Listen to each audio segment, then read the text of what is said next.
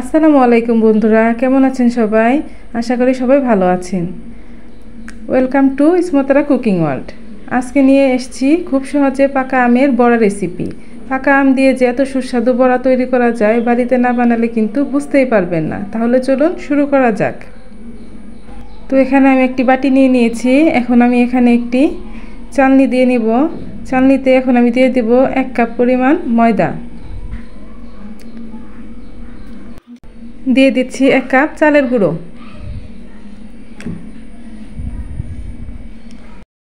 দিয়ে দিব 1/2 কাপ সুজি।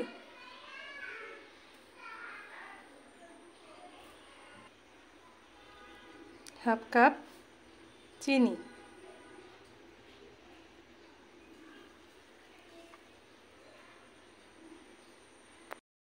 দিয়ে দেব সামান্য পরিমাণে লবণ। এখন আমি এখানে সবগুলো উপকরণ একসাথে চেলে নিব। ভালোভাবে একসাথে সবগুলো উপকরণ চেলে নিয়ে তারপর এখানে আমি দিয়ে দিচ্ছি আমের পিউরি। আপনারা আমটা ব্লেন্ডার করে নিয়ে যদি আমটাতে আঁশ থাকে তাহলে স্ট্রেনার দিয়ে ছেঁকে নেবেন, আর যদি না থাকে তাহলে এমনি দিয়ে দিবেন। এখন আমি এটা ভালোভাবে মিক্সড করব আর সাথে পানি অ্যাড করে নিব। এখানে আমি অ্যাড করে নিচ্ছি পানি। এখানে আমি 1 কাপ পরিমাণ পানি নিয়েছি। আমি ব্যাটারটা গুলবো আর দেখব যে কতটুকু পানি আমার এখানে লাগে। তারপর আমি আপনাদেরকে বলে দেব যে এখানে কতটুকু পানি আমি অ্যাড করেছি। এখানে আমি ব্যাটারটা 2 মিনিটের মতো ফেটিয়ে নিব। এখানে আমি 2 মিনিটের মতো ফেটিয়ে নিয়েছি। এখানে আমার 1/2 কাপের মতো পানি লেগেছে। আপনাদের ক্ষেত্রে কম বেশি হতে পারে, আপনারা সেই অনুমান বুঝে পানিটা অ্যাড করে নিন।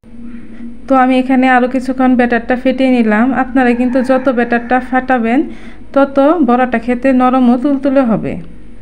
তো এখন আমি ব্যাটারটা ঢাকা দিয়ে 15 মিনিট রেস্টে রেখে দেব। ফিরে আসছি 15 মিনিট পর। তো ফিরে আসলাম 15 মিনিট পর। এখানে আমার ব্যাটারটা এখন সেট হয়ে গিয়েছে। তো আমার ব্যাটারটা এখন এখানে সেট হয়ে গেছে। এখন আমি ভাজতে চলে যাব। তো চুলায় আমি একটা কড়াই বসিয়ে নিয়েছি। এখন আমি কড়াইয়ে পর্যাপ্ত পরিমাণে তেল দিয়ে দিব। এখন আমি পর্যাপ্ত পরিমাণে তেল দিয়ে দিচ্ছি কড়াইয়ে।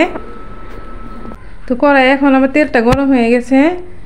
এখন আমি একে একে বড়াগুলো কড়াইয়ে দিয়ে দিব।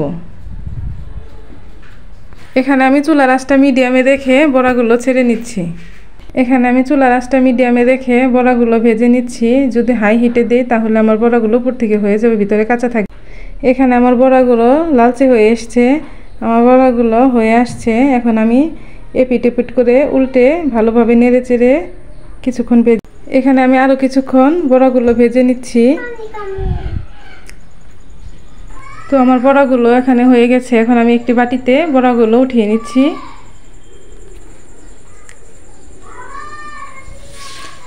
তো আমার পিঠাটি এখানে তৈরি হয়ে গেছে। তো আমার রেসিপিটি যদি ভালো লেগে থাকে অবশ্যই একটি লাইক দিয়ে চ্যানেলটি সাবস্ক্রাইব করে আমার পাশে থাকবেন এবং আমার জন্য সবাই দোয়া করবেন। তো ধন্যবাদ সবাইকে। আল্লাহ হাফেজ।